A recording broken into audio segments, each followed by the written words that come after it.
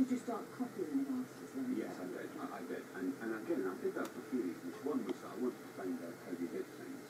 And two is that I never had any belief in my own compositions. I never had any ideas. So, yeah, I mean, I used to sit in my flat in Forest Gate and copy. But what did it teach you? Copying? Well, this is a quick example.